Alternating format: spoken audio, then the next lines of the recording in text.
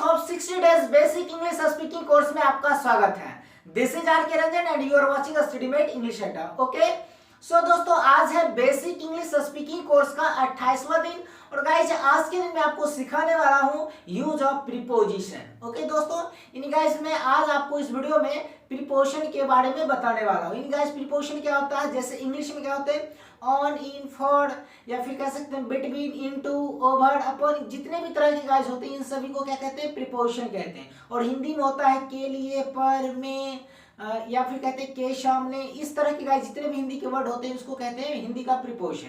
तो ये हिंदी में जब ये सब लिखा रहेगा तो इंग्लिश में क्या लिखेंगे, और इसके गाइस ये प्रीपोजिशन जो है इसका इस्तेमाल आप स्पीकिंग में भी कर सकते हैं। ओके दोस्तों, चलिए जैसे हम लोग क्या कहते हैं कि बिल्ली टेबल पर है तो क्या कहेंगे, the cat is on the table. बिल्ली टेबल के अंदर है, the cat is under the table. Okay guys, इस तरह से जितने भी आप बुक कहेंगे, बुक की टेबल पर रखा है तो book is kept on the table. इस तरह से गाइस क्या तो बहुत सारे सेंटेंसेस जो आप डेली लाइफ में यूज करते हैं, स्पोकन में यूज करते हैं, वो सारा जो वर्ड आप बोलते हैं, सेंटेंसेस बोलते हैं, उसमें क्या होगा गाइस आपको प्रीपोजिशन का भी इस्तेमाल करना होता है। तो प्रीपोजिशन कैसे इस्तेमाल करें, इन सारी चीजों के बारे में गाइस आज इस सेशन में डिस्कस करने वाले। ओके सो गाइस चलिए प्रीपोजिशन की पूरी जानकारी पाने के लिए इस वीडियो को अंत तक जरूर देखिएगा। अगर गाइस चैनल पे नहीं तो चैनल को सब्सक्राइब कर लीजिएगा और बेल आइकन को ऑल पे प्रेस कर लेना जिससे कि वीडियोस का नोटिफिकेशन टाइम से मिल जाए। ओके दोस्तों, सो गाइस चलिए बिना किसी देरी के सेशन को शुरू करते हैं। So let's get started.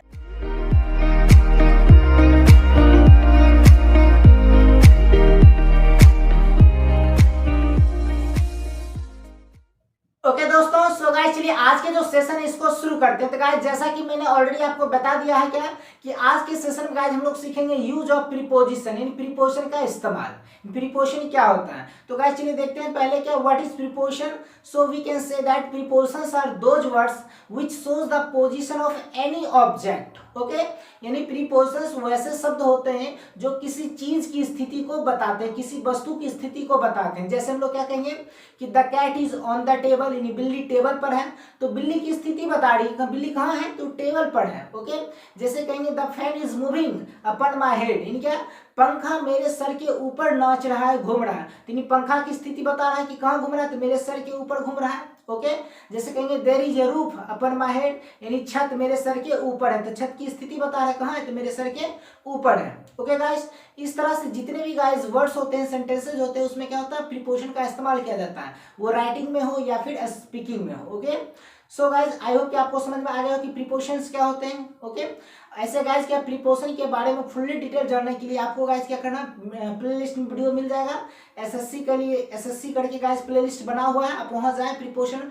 A to Z यानी क्या उसमें लेवल 1 2 3 करके ऐसे गाइस बताया गया, जितने भी कंफ्यूजिंग पेयर होते हैं उसके बारे में भी उसमें डिटेल से बताया गया। ओके, और चूंकि आप जैसा कि जानते हैं कि ये क्या है बेसिक इंग्लिश स्पीकिंग कोर्स है तो ये मैं स्पीकिंग के लिए बता रहा हूँ, तो जितना स्पीकिंग में इस्तेमाल होगा उतना मैं आपको बताऊंगा। अगर आपको फुल्ली डिटेल जानना है प्रीपोजिशन क्या होता है, कैसे इस्तेमाल करते हैं, तो आप जाए प्लेलिस्ट वीडियो डाला हुआ देख लें। ओके दोस्तों, चलिए गाइस सबसे पहले आज मैं आपको बताने वाला हूँ प्रीपोजिशन का इस्तेमाल। तो देखिए गाइस सबसे पहले आपको करना क्या है कि प्रीपोजिशन का मैं एक चार्ट बताऊंगा, उस चार्ट को आपको गौर से देखना है, उसको स्क्रीनशॉट लेके कॉपी में नोट करना, उसको रिमेंबर कर लेना। ओके तो गाइस वो चार्ट देखिए ये रहा। ओके आपको क्या करना गाइस, इस चार्ट को अच्छे से देखना है और इसको कॉपी में नोट कर लेना और उसको याद कर लेना है।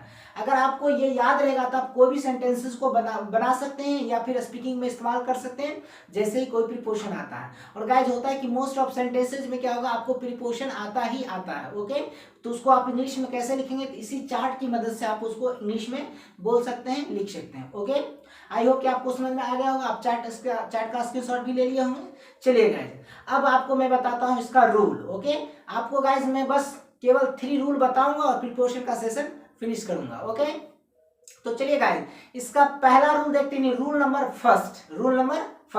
फर्स्ट क्या कहता है गाइस कि वाक्य कभी भी प्रीपोजिशन से शुरू नहीं होता है।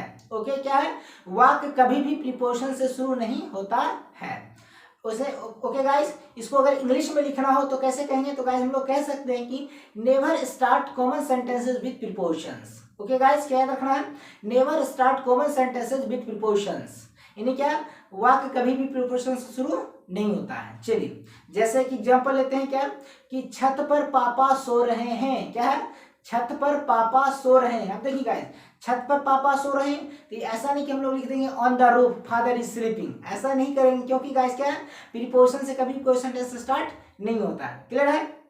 तो गाइस इसका क्या होगा, छत पर पापा सो रहे हैं तो क्या बनाएंगे, father is sleeping on the roof, father is sleeping on the roof. Clear है गाइस?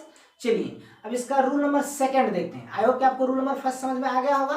तो रूल नंबर सेकंड क्या कहता है गाइस, कि प्रीपोजिशंस को आगे पीछे किया जा सकता है। प्रीपोजिशन को क्या आगे पीछे किया जा सकता है, इसको इंग्लिश में कहेंगे we can misplace prepositions, we can misplace prepositions, यानी क्या हम लोग प्रीपोजिशन को आगे पीछे कर सकते हैं। जैसे कि एग्जांपल लेते हैं, क्या लाल किला के सामने चांदनी चौक के बराबर में मैं ट्यूशन खोलूंगा। क्या है, लाल किला के सामने चांदनी चौक के बगल में मैं ट्यूशन खोलूंगा। क्लियर है गाइस? देखिए अब यहाँ पे क्या दो प्रीपोजिशन इस्तेमाल किया गया है एक ही सेंटेंस के अंदर। एक क्या है कि चांदनी चौक के बगल में, चांदनी चौक के बगल में, तो के बगल में ये एक प्रीपोजिशन है, और दूसरा प्रीपोजिशन क्या है के सामने, हिंदी में क्या है के सामने, ये भी प्रीपोजिशन है। तो के सामने के बगल में, इसको कहते हैं हिंदी का प्रीपोजिशन। क्लियर है गाइस? चलिए इसको कैसे बनाएंगे, तो देखिए मिसप्लेस का मतलब क्या है कि के सामने और के बगल में दोनों का प्रीपोजिशन इंग्लिश में आगे पीछे कर सकते हैं, या तो पहले के बगल का लिख सकते हैं बाद में के सामने का अंग्रेजी लिख सकते हैं, या फिर पहले के सामने का फिर बाद में के बगल का अंग्रेजी लिख सकते हैं। ओके, यानी प्रीपोजिशन को हम लोग आगे पीछे कर सकते हैं। जैसे एग्जांपल बताते हैं, तो क्वेश्चन क्या है कि लाल किला के सामने चांदनी चौक के बराबर में मैं ट्यूशन खोलूंगा। तो इंग्लिश होगा I will open a tuition in front of the red fort beside Chandni Chowk. Clear है? इसको इस तरह से बना सकते हैं। अब देखिए इसी में प्रीपोजिशन को चेंज कर सकते हैं, नहीं क्या, क्योंकि इसमें पहले इन फ्रंट का प्रयोग किए हैं, बाद में बिसाइड का। अब देखिए इसमें बिसाइड को पहले भी कर सकते हैं और इन फ्रंट को बाद में कर सकते हैं, क्योंकि मिसप्लेस कर सकते हैं। तो इसको दूसरे तरीका से लिखेंगे I will open tuition beside Chandni Chowk in front of the red fort. Clear है गाइस? आपको समझ में आ गया हो कि मिसप्लेस किस तरह से किया जाता है, प्रीपोजिशन को आगे पीछे कर सकते हैं। चलिए ये था रूल नंबर सेकंड, ये क्या था रूल नंबर सेकंड। अब देखिए गाइस रूल नंबर थर्ड क्या है, रूल नंबर थर्ड। तो रूल नंबर थर्ड क्या है, टाइम प्रीपोजिशंस। क्या याद रखना है, टाइम प्रीपोजिशंस। अब देखिए गाइस टाइम प्रीपोजिशन में मैं आपको 3 प्रीपोजिशन बताऊंगा, इन, ऑन, एट। क्या याद रखना है, इन, ऑन, एट।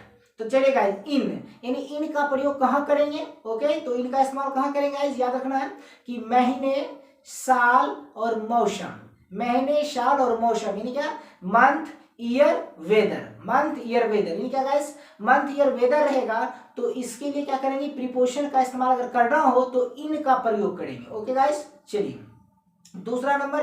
तो दूसरा नंबर क्या है, जैसे इस सब पे मैं आपको एग्जांपल दूंगा, आपको टेंशन लेने की जरूरत नहीं। ओके चलिए, तो दूसरा क्या है, ऑन। क्या है, ऑन। ऑन प्रीपोजिशन ये कहाँ लगेगा, तो दिन यानी डे, त्योहार यानी फेस्टिवल, तारीख यानी डेट, जन्मदिन यानी बर्थडे। ओके, इन सभी के लिए गाइस अगर प्रीपोजिशन का इस्तेमाल करना हो तो प्रीपोजिशन ऑन का प्रयोग करेंगे। क्लियर है?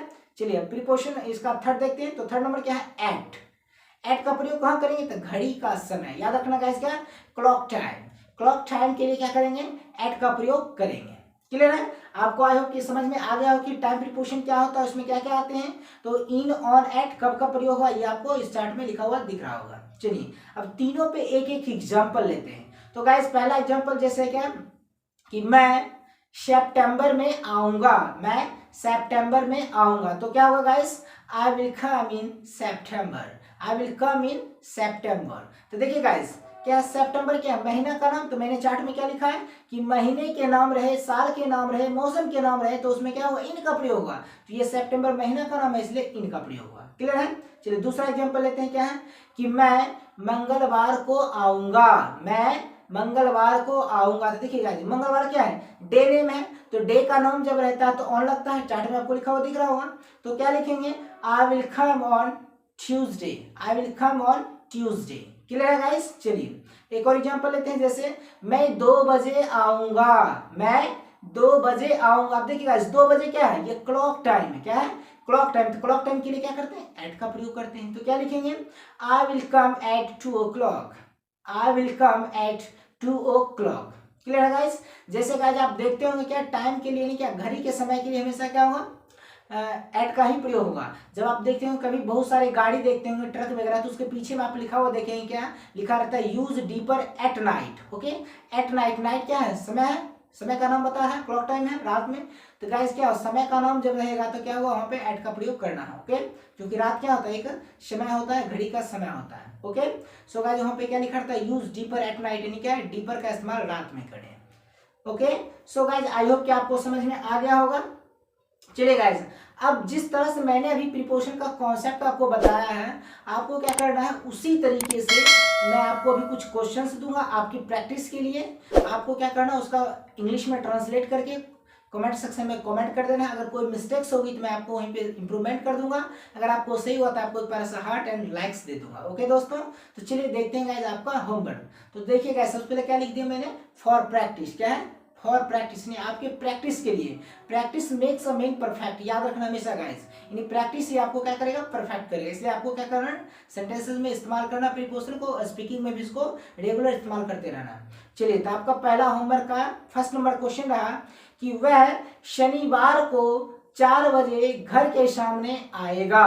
वह शनिवार को 4 बजे घर के सामने आएगा। अब देखिए प्रीपोजिशन बहुत सारा है, तो इसमें आपको कंफ्यूज होने की जरूरत नहीं कि पहले किसको लिखें। ओके गाइस, अगर आपको नहीं समझ में आता कि अगर मान लीजिए किसी सेंटेंस में एक से अधिक प्रीपोजिशन का प्रयोग किया गया है, तो अगर आप कंफ्यूज होते हैं कि पहले किसको लिखें, तो गाइस मैंने आपको डे 1 में ही बता दिया क्या कि सब्जेक्ट प्लस उल्टा चलो। तो गाइस क्या करना है, आपको पीछे से चलना, उल्टा चलना, और पीछे से जो पहले प्रीपोजिशन आएगा उसको इधर से अंग्रेजी में लिखते हुए चले जाना। ओके, आपको टेंशन लेने की जरूरत नहीं है। दूसरा एग्जांपल लेते हैं, सचिन ने इंडिया के लिए 2012 में 100 रन बनाए। क्या है, सचिन ने इंडिया के लिए 2012 में 100 रन बनाए। चलिए दूसरा अगला एग्जांपल, मार्च में हम दिल्ली में अपना घर खरीदेंगे। क्या होगा गाइस, मार्च में हम दिल्ली में अपना घर खरीदेंगे। ओके, चलिए एक लास्ट एग्जांपल है, पार्क में बच्चे दोस्तों के साथ फुटबॉल खेल रहे हैं। पार्क में बच्चे दोस्तों के साथ फुटबॉल खेल रहे हैं। क्लियर है, आई होप कि गाइस आपको आराम से ये बन जाएगा, इसमें कोई हार्ड वर्ड भी नहीं है। अगर कोई हार्ड वर्ड होता है तो चलिए मैं आपको लिख देता हूं। ओके, और गाइस जितने भी प्रीपोजिशन का वर्ड है उसको इंग्लिश में कैसे लिखेंगे तब मैंने आपको चार्ट पहले में बता दिया है। आप वहां से उसका स्क्रीनशॉट लेकर के या कॉपी में नोट करके आप वहां से उसका प्रयोग कर सकते हो। ओके, सो गाइस चलिए मिलते हैं नेक्स्ट वीडियो में, तब तक के लिए take care and bye bye.